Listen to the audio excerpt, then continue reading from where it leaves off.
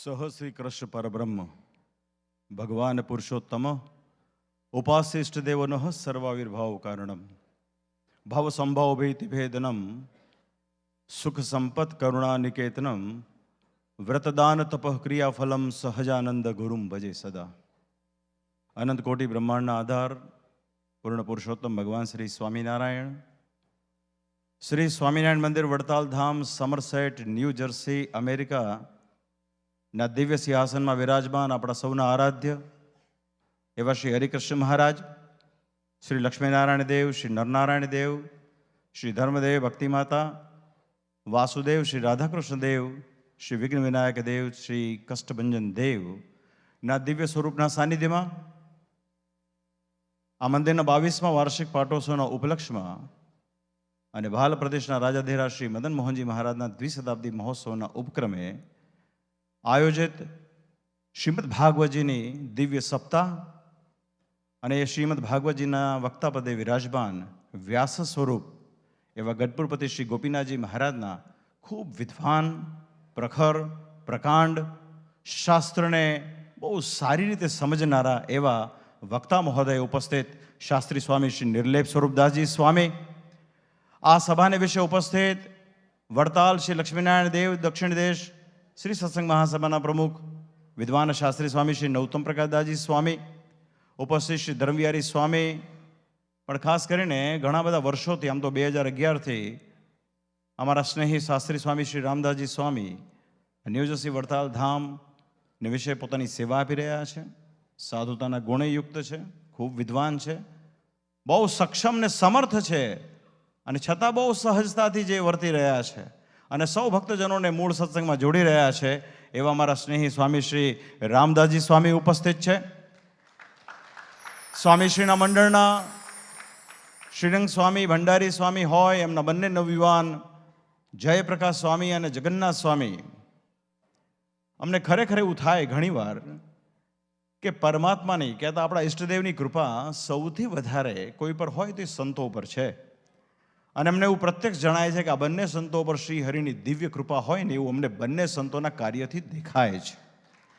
તેવા બંને નવયુવાન સંતો, ઘણી બધી સંખ્યામાં સંતો આવ્યા છે. ગઢપુરથી, ધોલેરાથી, વડતાલથી પણ સંતો આવ્યા છે. ત્યારે ઉપસ્થિત તમામ આદરણીય સૌ સંતો, ખાસ ઉપસ્થિત લાલજી મહારાજશ્રી પધાર્યા છે. બહેનો વિભાગની અંદર ગાદીવાલાશ્રી પધાર્યા છે. આ સમગ્ર મહોત્સવના યજમાન પદે લાભ લીધો છે એવા અમારા શ્રી મુકુંદભાઈ છે, એમનો પરિવાર, તેમજ શ્રી વીરજીભાઈ પાગડાળ, એમનો સમગ્ર પરિવાર આદિ ઘણા બધા ભક્તોની આમાં સેવા છે. બહુધા મોટા ભાગના ભક્તોને અમે ઓળખીએ પણ છીએ. ત્યારે શ્રી હરિની કૃપા પાત્ર આપ સર્વે ભક્તજનો, ખાસ ઇન્ડિયાથી અમારા વડતાલ ટેમ્પલ મેનેજિંગ ટ્રસ્ટી બોર્ડના મેમ્બર છે, મૂળ અમે અમેરિકાના છે, પણ અવારનવાર આવતા હોય છે એવા શ્રી તેજસભાઈ આવ્યા છે. ન્યુયોર્કથી શ્રી ભાવેશભાઈ આવ્યા છે. ત્યારે ઉપસ્થિત આપ સર્વે ભક્તજનોને સૌ પ્રથમ અમારા હૃદયના ભાવથી જય સ્વામિનારાયણ. આજે જોગાનુજોગ 11 જુલાઈ છે. આથી 22 વર્ષ પહેલાં 11 જુલાઈ 2004ના રોજ આપ સૌ ભક્તોના સાથ અને સહકારથી અને શ્રી હરિની દિવ્ય કૃપાથી આ મૂર્તિ પ્રતિષ્ઠાનો અવસર આપણને મળ્યો હતો. અમે હરિકૃષ્ણ મહારાજની મૂર્તિ પ્રતિષ્ઠા કરતી વખતે આપણે બધા જાણીએ છીએ, બધા બહુ આ જીવન છે ને સંઘર્ષમય હોય છે. સદગુરુ ગુણાતીતાનંદ સ્વામીની વાતમાં એવું લખ્યું છે કે સંસાર ઊંટના બેસણા જેવો છે, કોઈ વાતનો હક નથી. આમાં ઘણી બધી મુશ્કેલીમાંથી પસાર થયા એ દિવસ અને આજનો દિવસ. તે દિવસે મેં હરિકૃષ્ણ મહારાજના ચરણમાં પ્રાર્થના કરી હતી. સમગ્ર અમેરિકા ખાતે વડતાલ ધામ મંદિરનું નિર્માણ થયું છે, શિખરબદ્ધ મંદિરનું નિર્માણ થયું છે. ત્યારે આપ આ મંદિરમાં વિરાજમાન થયો છો. આપના ચરણમાં પ્રાર્થના કે આપની પ્રતિષ્ઠા થયેથી આખા અમેરિકામાં વડતાલનો સત્સંગ દિન પ્રતિદિન ખૂબ વૃદ્ધિને પામે એવી અમે એમના ચરણમાં પ્રાર્થના કરી. અને આજે 22 વર્ષે એવું કહી શકાય કે આજે અમેરિકાના વિવિધ રાજ્યોની અંદર આપણા વડતાલ ધામ મંદિરોના નિર્માણ થઈ રહ્યા છે. અહીંયા ભક્તિપ્રકાશ શાસ્ત્રી જેવા સંતો પણ બેઠા છે. અહીંયા ડાઉની મંદિરમાં દેવપ્રકાશ સ્વામી હોય કે રામસ્વામી હોય, આ બધા સંતોના સક્રિય પ્રયાસથી અને નિરંતર પ્રતિવર્ષ જે સંતો અહીંયા આવે છે એમના પ્રયાસથી આપણા અલગ અલગ રાજ્યોમાં મંદિરો થઈ રહ્યા છે. ભગવાનની કૃપાથી મોટી વાત એ છે કે આ બધા જ મંદિરો વડતાલ શ્રી લક્ષ્મીનારાયણ દેવ ગાદી અંતર્ગત થઈ રહ્યા છે, કહેતા એની અંડરમાં થઈ રહ્યા છે. એ બહુ મોટી વાત છે. નહીં તો કાળાંતરે શું થાય કે જીવનો સ્વભાવ કેવો હોય, પોતાનું મનસ્વીપણું કરવાનો હોય. દરેકને એમ થાય કે અમેરિકા ખાતે અમારું પણ એક સ્થાન હોય તો સારું, અને એના કારણે એવી પરિસ્થિતિઓ પણ નિર્માણ થતી હોય છે. આથી ઘણા વર્ષો પૂર્વે અમને એવો વિચાર આવ્યો કે અમેરિકાની અંદર અને કેનેડામાં, ખાસ કરીને નોર્થ અમેરિકા કેનેડાની અંદર વડતાલનો સત્સંગ, વડતાલના ભક્તજનો છેક 60-70થી આવેલા છે. ત્યારે એમના સત્સંગનું પોષણ થાય, સાર્વત્રિક બધે મંદિરો થાય, અને બધા મંદિરો એક છત્ર નીચે થાય, જેના કારણે આપણી મૂળભૂત વિચારધારા, આપણી ફિલોસોફી અદ્દલ રહે. એના માટે આપણે વર્ષો પહેલાં મેં એવો વિચાર કર્યો કે અમેરિકાની અંદર પણ વડતાલની એક પ્રતિનિધિ સંસ્થા થવી જોઈએ. અને એના સક્રિય પ્રયાસથી, તમારા સૌના સહકારથી, સંતોની મહેનતથી આપણે આંતરરાષ્ટ્રીય શ્રી સ્વામિનારાયણ સંસ્થાનો વડતાલ નામના સંસ્થાની શરૂઆત કરી. એનું લક્ષ્ય, હેતુ માત્ર એક જ હતો, બધા જ મંદિરો વડતાલ થવા જોઈએ. અન્યથા શું થાય, જેમાં હમણાં શાસ્ત્રીજીએ પણ કથાની અંદર એક વાત લીધી. શ્રીજી મહારાજે પણ કહ્યું કે ભગવાન ઘણા થાય પૃથ્વીને વિશે તો શું થાય, એક કે હું જળ વરસાવીશ, તો એક જણો કે હું દુષ્કાળ લાવીશ. તો પૃથ્વીની જે રીત છે, એની ઘટમાળ છે, એક સરખી રહે નહીં, માટે એક સરખું રેણી કેણી પણ હોવું જોઈએ. એટલે શ્રીજી મહારાજે બધું કરીને આપ્યું છે આપણને, કે અમારા આશ્રિતો કેવી રીતે રહેવું, અમારા સંતોએ કેવી રીતે વર્તવું. બ્રહ્માનંદ સ્વામી પાસેથી મંદિર નિર્માણ કરાવ્યું, મહારાજે કીધું ચાલો સ્વામી કામ ખતમ. તો બ્રહ્માનંદ સ્વામી પોતાની જોડી લેવા પણ રોકાણા નથી. એ આ સ્વામિનારાયણ સંપ્રદાયની મુખ્ય બાબત છે. ત્યારે અમેરિકાની અંદર આ બધા મંદિરો થઈ રહ્યા છે, એક છત્ર નીચે બધા આવી રહ્યા છે. વડતાલ સંસ્થાએ પણ એક ઠરાવ કરેલો છે કે ભાઈ વિદેશની ધરતી ઉપર જે મંદિરો થાય એ આ પ્રમાણેના થવા જોઈએ. તો એ જે ઠરાવ છે, એ ઠરાવને પણ આપણે આંતરરાષ્ટ્રીય સ્વામિનારાયણ સંસ્થાનો વડતાલમાં ઇન્કોર્પોરેટ કરી, અને વડતાલનો જે મત છે, કેમ કે અમે જોઈ રહ્યા છીએ અત્યારે હાલમાં, ભાઈ આ તો વડતાલની ઉદારતા છે કે જે ઊભો થાય વડતાલના નામે સંસ્થા ઊભી કરે. હવે તમે બધા અમેરિકામાં રહો છો, તમે ફ્રેન્ચાઇઝી નામની વસ્તુ જાણો છો ને, એના રૂલ્સ હોય, રેગ્યુલેશન્સ હોય. હવે તમે હોલિડેને એક્સપ્રેસ કરો તો એની એક સર્ટન ઓલી મર્યાદા હોય એની. જે ઊભો થાય વડતાલ, ત્યારે એના નિયમન માટે કોઈક વસ્તુ કરવી પડે, એટલે એના માટે આ વસ્તુ કરેલી છે. અને આજે ખુશીની વાત એ છે કે છેલ્લા એક દાયકા ઉપરાંતથી, આમ તો 2012થી ગણીએ તો એક દાયકા ઉપરાંતથી શાસ્ત્રી સ્વામી રામદાસજી સ્વામી નિષ્કામ ભાવથી, નિર્માનીપણે એ વડતાલનો સત્સંગ એક થાય, એક છત્ર નીચે આવ્યાનો જે પ્રયાસ કરે છે, એ પ્રયાસને લઈને આજે સત્સંગની અંદર આટલી બધી ભવ્યતા અમને જોવા મળે છે. એ માટે એને હું હૃદયથી આજે ખૂબ ખૂબ અભિનંદન આપું છું. અમારો આ વર્ષનો પ્રવાસ ધોલેરાવાસી શ્રી મદન મોહનજી મહારાજના દ્વિશતાબ્દીના ઉપક્રમે છે. અમે આવ્યા છીએ 15 મેના રોજ, છેક કેલિફોર્નિયા આવ્યા, ત્યારથી આરંભી આખું અમેરિકા ફરતા ફરતા કેનેડા ગયા, ત્યારથી પાછા અમે અમેરિકામાં એન્ટર થયા. બધી જગ્યાએ ધોલેરા શ્રી મદન મોહનજી મહારાજના ઉત્સવની વાત કરી, મદન મોહનજી મહારાજના પ્રતાપની વાત અમારા શાસ્ત્રી સ્વામી હરિપ્રકાશ સ્વામીજી કરતા. અમારા કોઠારી હરિકેશવ સ્વામી બહુ એક સીધા સાદા નિરાળા સંત છે, ભગવાનની બહુ મોટી કૃપા છે. મદન મોહનજીનું નામ લઈ એ કોઈ પણ ભક્તને પ્રેરણા કરે છે, તો નાનો હોય કે મોટો હોય. આમાં નાનો મોટો કહીએ આપણે, પણ સત્સંગની જેની દિવ્ય સમજણ છે ને, એ તો મોટો જ છે. કોઈ પણ હરિભક્તે કોઠારીને નારાજ નથી કર્યા, નાખુશ નથી કર્યા. બધાએ મદન મોહનજીની બહુ મોટી સેવા લખાવી છે. અને અમારા ગઢપુરના શ્રી હરિપ્રસાદ સ્વામી પણ એમની સાથે 2 મહિનાથી છે પ્રવાસમાં. પણ સંપૂર્ણપણે રામદાસજીના નેતૃત્વ તળે આખા અમેરિકાની અંદર ઈસવના માધ્યમથી જે એમણે પ્રવાસ અમે કર્યો, એના કારણે અમારા કોઠારી હરિકેશવ સ્વામી જે ધારણા કરીને આવ્યા હતા ને, એનાથી અનંત ગણું બહુ મોટી રકમની સેવા એ મદન મોહનજી મહારાજની સમગ્ર અમેરિકામાંથી આવી છે. એનો અમને બહુ આનંદ છે. એટલે મને પાછા કોઠારી શું કે, મહારાજે તો મદન મોહનજીને જેને સેવા લેવી હશે ને એની લેશે. મદન મોહનજીને સેવા લેવી હશે, પણ આપણે તો જવું પડશે ને. અત્યારે ઢાળ એવો છે, હું ઘણીવાર કહું, આપણે બધા જાણીએ છીએ, કોઈનું ભાઈ મિત્રતા, વફાદારી, ચારિત્ર, મોટી મોટી વાતો ઘણા કરતા હોય, પણ એ નક્કી ક્યારે થાય એનું માપવાની કોઈ ફૂટપટ્ટી છે નહીં.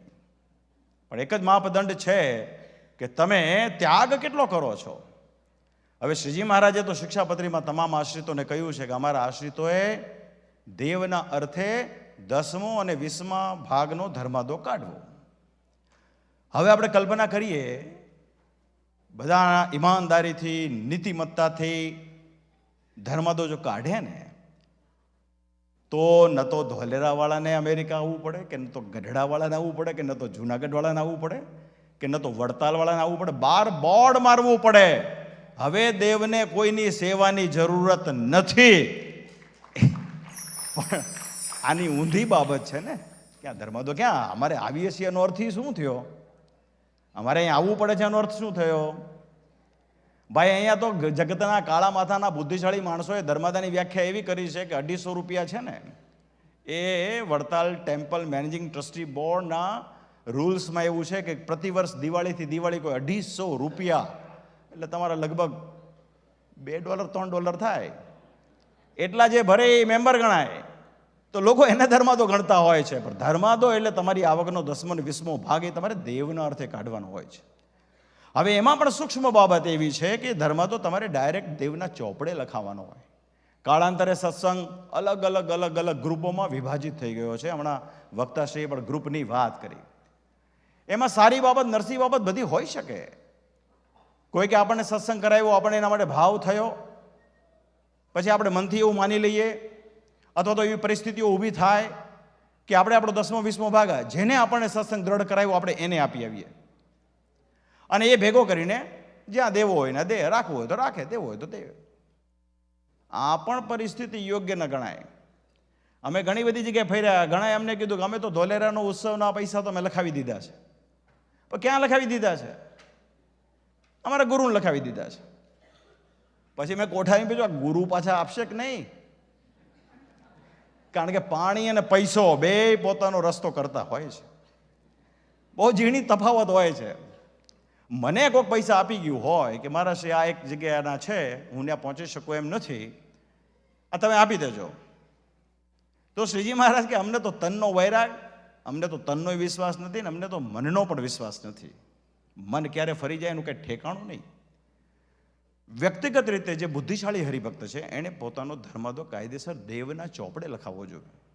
દેવનો ઉત્સવ આવે છે તો દેવના ઉત્સવના અર્થે લખાવવો જોઈએ. હવે તમે અહીંયા લખાવો, તમે અન્યત્ર આપો, પછી ઉત્સવ આવે ત્યારે તમે ત્યાં પહોંચો ને કોઠારી મળો, કોઠારી તમને ઓળખતો જ ન હોય.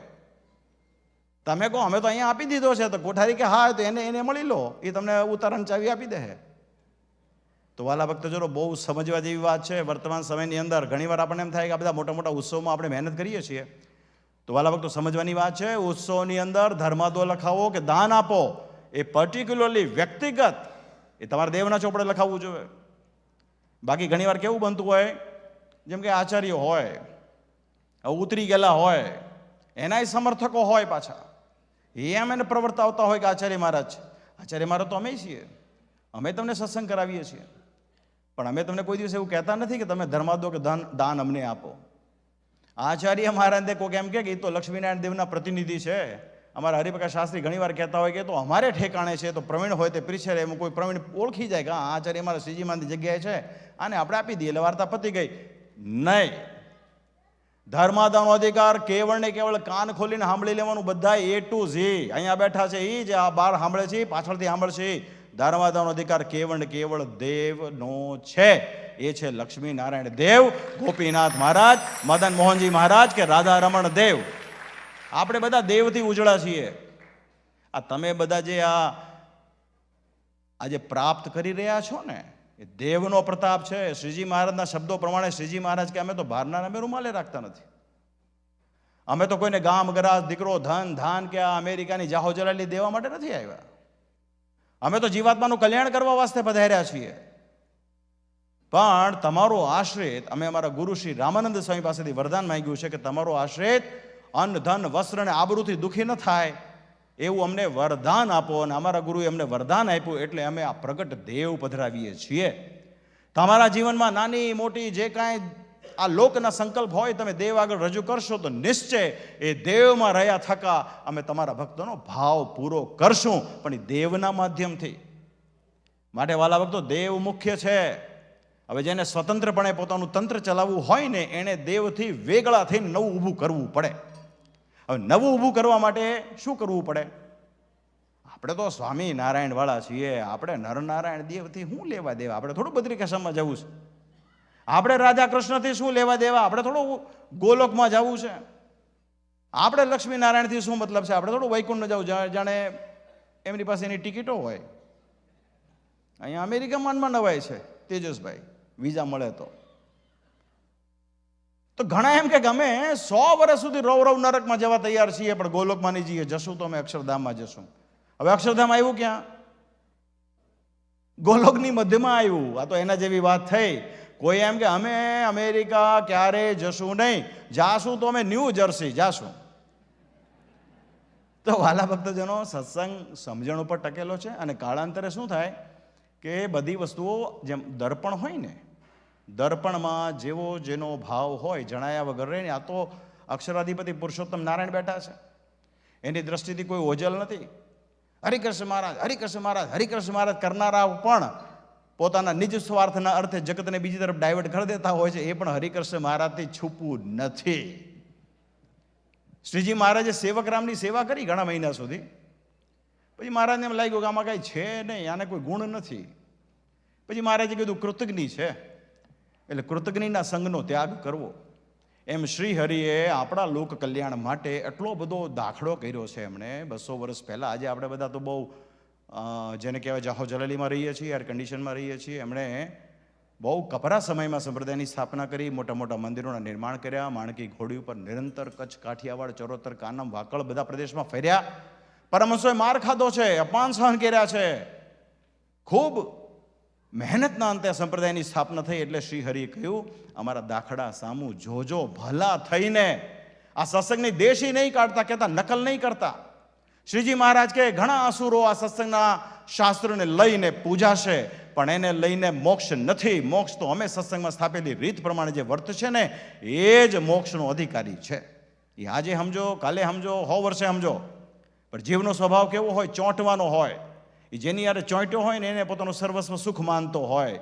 મહારાજ કે પરમેશ્વરનો યોગ જાણે છે, દેહથી આત્માને જુદો જાણે છે, પણ છતાંય સત્સંગમાં જોવે એમ વર્તતો નથી. એનું કારણ કે એને સત્સંગ કરતાં કરતાં કરતાં કરતાં જેનો યોગ થયો હોય ને એ એની જેવો થઈ જતો હોય છે. અન્યથા સ્વામિનારાયણના નામે એવી હતર સંસ્થા હોય છે નહીં. અને બધા ક્લેમ કરતા હોય કે અમે આત્યંતિક કલ્યાણનો અમે કાયદેસર રીતે લઈને બેઠા છીએ. તો જો બધા એમ કહેતા હોય તો પછી એવા સાચું કોણ? યા તો એક સાચો છે, બાકીના ખોટા છે, યા તો બધા સાચા છે ને એક ખોટો છે. તો નક્કી આપણે કરવાનું છે વાલા ભક્તજનો. એટલે હું કાયમ કહું છું, શાસ્ત્રનો અભ્યાસ કરવો. બાકી અલેલ ટપ્પુઓની સંસારમાં કોઈ કમી નથી. બોલતા આવડી જાય, બસ થોડું જ્ઞાન આવડી જાય, થોડી કથા કરતા આવડી જાય, પોતાના મનમાં શું સમજવા માંડે. શિક્ષાપત્રીમાં શ્રીજીમાં જે આજ્ઞાઓ કરી હોય કે અમારા આશ્રિતોએ સવારે ઉઠીને આમ તિલક કરવું ને આમ પૂજા કરવી, એનો એક પર્યાય શોધી નવી વાર્તા ઊભું કરે અને છતાં લોકો માને, ત્યારે સમજવાનું કે સંપ્રદાયમાં ઘેટાઓની પણ કોઈ કમી નથી. જ્યાં લઈ જાય ને દોરી જાય એવી વાર્તા હોય છે. પણ એમાંય મને ખુશી એ વાતની છે કે આજે પણ વડતાલ લક્ષ્મીનારાયણ દેવ ગાદી પાસે એવા પ્રખર સંતો છે, જે પૈકીના અહીંયા વ્યાસ સ્વરૂપ વક્તા શ્રી નિર્લેપ સ્વરૂપ સ્વામી છે. એમનો મૂળભૂત સ્વભાવ એ અમારી રુચિવાળા છે. એની આગળ ચલો, હવે એની આગળ આવીને કોઈ ડંફાસ મારો કે સ્વામિનારાયણ સર્વોપરી છે ને બાકીના બધા ગૌણ છે. શ્રીજી મહારાજ કે બધાનું સામર્થ્ય રાખ્યું છે સ્વામિનારાયણે. કોઈને સ્વામિનારાયણથી નોખા ગણે નહીં. નોખા ગણે ને એની અસુર મતિ કહેવાય, એનામાં એટલી કસર કહેવાય. વડતાલના વચનામૃતથી લઈ, લોયાના વચનામૃતથી લઈ કેટલા વચનામૃતોમાં કહ્યું મહારાજે કે અનંત કોટી સૂર્ય અને ચંદ્રમા જેવું પ્રકાશમાન એવું અક્ષરધામ, અને એમાં વિરાજમાન પુરુષોત્તમ ભગવાન, તે જ ભગવાન, બીજો કોઈ નહીં, તે જ ભગવાન પૃથ્વીને વિશે રામકૃષ્ણ અધિકનું રૂપ ધારણ કરે છે. ત્યારે વાલા ભક્તો, આ બધી બહુ મહત્વની વાતો છે.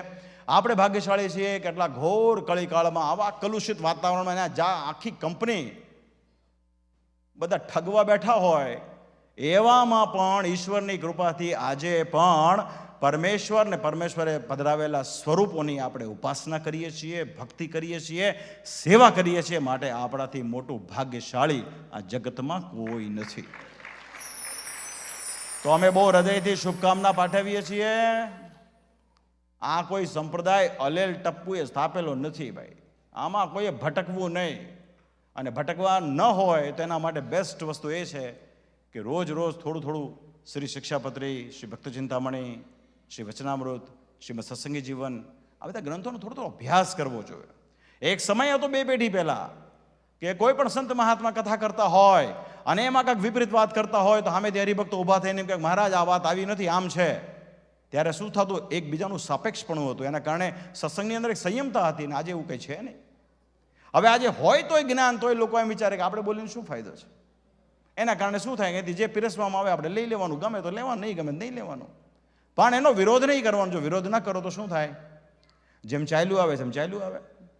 અમારું સ્પષ્ટપણે માનવું છે કે જે દિવસે ભક્તોનો સમુદાયમાં એવા ભક્તો થશે કે જેમ કહેશે કે મહારાજશ્રી તમે જે વાત કરો છો એ વાત ખોટી છે અને વાત જો સત્ય હશે ને તો સમજવાનું તે દિવસે સંપ્રદાયનો અસલી સમય, અસલી શરૂઆત થઈ ચૂકી છે. માટે વાલા ભક્તો બહુ સમજવાની વાત છે. એટલે આપ સૌને મારી ખાસ ભલામણ છે. આજે 22 વર્ષ થયા મારા લાઈફમાં મેં બધી બહુ પ્રતિષ્ઠાઓ કરી છે, અગણિત. હું કોઈ ગણતોય નથી, કારણ કે મને એમ લાગે કે એનો કોઈ મતલબ નથી. ભાઈ ડેટાબેઝ ઊભો કરીને શું ફાયદો? મેં એટલી પધરાણી કરી, મેં એટલી પ્રતિષ્ઠાઓ કરી, તો હું પણ આવે. સાધુ તો ચલતા ભલા પ્રતિષ્ઠા કરીને આગળ નીકળી જાય ને એને સંપ્રદાયના વડા કહેવાય. કેટલી પ્રતિષ્ઠાઓ મને ખબર જ નથી કેટલી થઈ છે. હા, દીક્ષાની બાબતમાં આપણે ત્યાં ચોપડો હોય છે, વડતાલમાં રજિસ્ટર્ડ બુક હોય છે, એટલે એમાં 960 સમથિંગ જેટલા મુમુક્ષુઓને સંત દીક્ષા આપવાનું સૌભાગ્ય ભગવાન શ્રી હરિએ અમને અપાયું છે. એ જ પ્રમાણે દેશ અને વિદેશની ઘણી બધી યાત્રાઓ થઈ છે.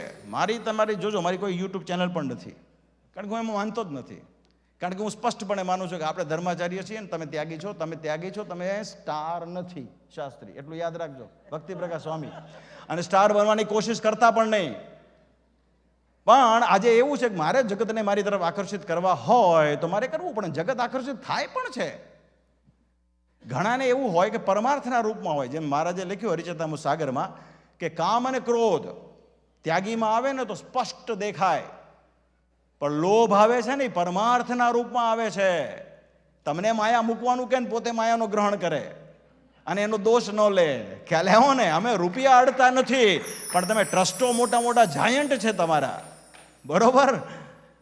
તો આલા ભક્તજનો, નિષ્કુળાન સ્વામીએ કીધું સિદ્ધને ભટકો છો ચતુર સુજાણ, સિદ્ધને કરો છો ગોળ ખોળ, પરિસ્થિતિઓને સમજો. માટે આ બધી વસ્તુઓ કેવી છે? બહુ આમ સ્થાપિત દેવાની કે દાબી દેવાની વસ્તુ નથી, સમજવાની વસ્તુ છે. તો એ પ્રમાણે આપ સૌ સત્સંગમાં આગળ વધો. અમેરિકામાં રહો છો, ન્યૂજર્સીમાં રહો છો, મોટું સમુદાય છે, એટલે અહીંયા તો બધા આવશે તમને જય સ્વામિનારાયણ કરવા માટે. કારણ કે મને એવું લાગે છે અસલી મુમુક્ષુ તો છે ને ખરેખર અમેરિકામાં જ વસતા હોય એવું મને દેખાય છે. ત્યાગી તો ત્યાગી મહારાજશ્રી પણ અમેરિકા આવે છે, ગમે કારણ હોય. એટલે હવ આવીને પોતાની ઘરની ધોરાજી નાખી દે. સમજ્યા? એ શિક્ષા પત્રી ન હાલે, એ તો આમ છે તેમ છે, કોકે આમ છે, કોકે આમ છે, કોકે આમ છે.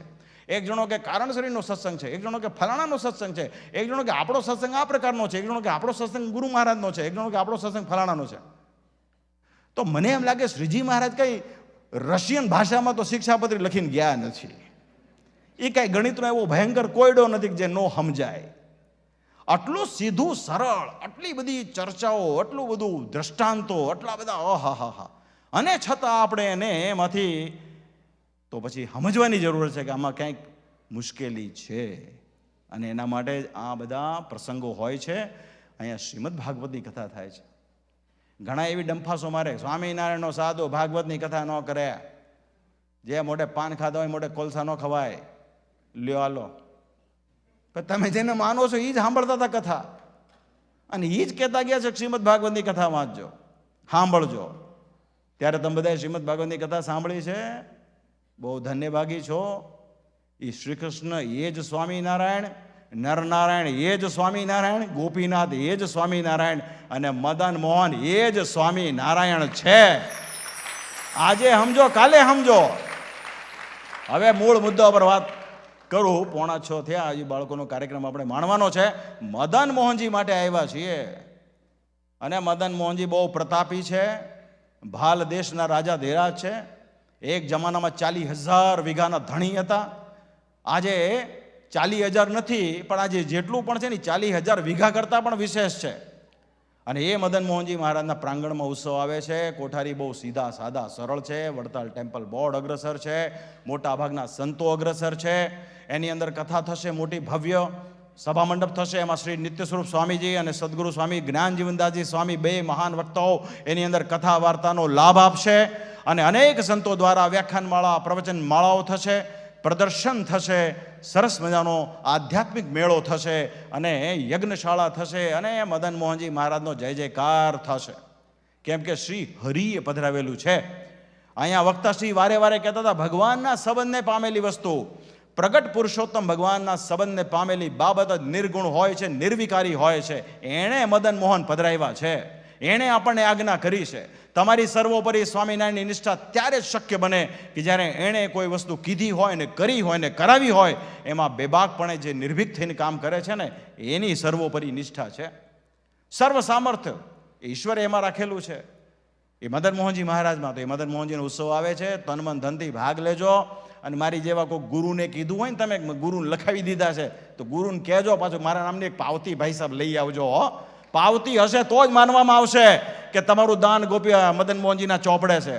એક વસ્તુ સમજી લેજો, આ દુનિયા બહુ અટપટી છે, ઊંટના બેસણા જેવું છે બધું કામકાજ. એવું નહીં માની લેવાનું. અને મને જો ભૂલે ચૂકે કોઈ પૈસા આપશો ને, તો મને કહેજો, એ મારા શ્રી ઓલું મારે જોશે હો પાવતી. બોલશો ને? ભૂલતા નથી કોઈ. મગજમાં વાત તો બરોબર ફિટ થઈ છે, પણ ક્યાંક ક્યાંક હજી ફ્યુઝ આમ શોર્ટ સર્કિટ થાય છે. તો વાલા ભક્તજનો, ભગવાન શ્રી હરિ તમારા સૌનું મંગળ કરે. મદન મોહનને તો 5 રૂપિયાની જરૂર નથી. ખરેખર સંપ્રદાયના જે મોટા મોટા માનધાતાઓ, શેઠિયાઓ, હીરાવાળા હોય કે મોટા ટેક્સટાઇલવાળા હોય, કોઈ મોટા લોયર, ડૉક્ટર, એન્જિનિયર હોય, 1 પૈસાની જરૂર મદન મોહનને નથી. તમને તમારી જો આત્યંતિક કલ્યાણની પડી હોય, જો તમે તમારા ધર્માદાનું ધન મદન મોહનજીના ચોપડે જમા કરાવશો ને, તો સાચા અર્થમાં સ્વામિનારાયણ ભગવાનનો પૂર્ણ રાજીપો ઉતરશે. આ વસ્તુ સમજી લેજો. તો મદન મોહનજીના ઉત્સવમાં પધારજો. મોટો ઉત્સવ થશે ડિસેમ્બર મહિનામાં. આમ તો વૈશાખ મહિનામાં આપણે ઉત્સવ ઉજવી નાખ્યો, 200 વર્ષનો પાટોત્સવ કરી નાખ્યો. હું પાટોત્સવના દિવસે પ્રત્યક્ષ મેં મદન મોહનજીના ચરણથી, એમની છાતીમાંથી અને એના મસ્તક ઉપરથી મેં ચંદન જાતે લીધું છે. અને ચંદન હું તમારા માટે લઈને આવ્યો છું. આવતીકાલે પાટોત્સવના દિવસે તમને બધાને ચંદન ચડાવવામાં આવશે. અને પ્રાર્થના, અમે તો જો ભાઈ દેવ થકી ઉજળા છીએ. આચાર્ય મહારાજ એટલે કોણ? બોલો ભાઈ, કોના આચાર્ય છીએ અમે? લક્ષ્મીનારાયણ દેવ નહીં, લક્ષ્મીનારાયણ દેવના છીએ, બરોબર?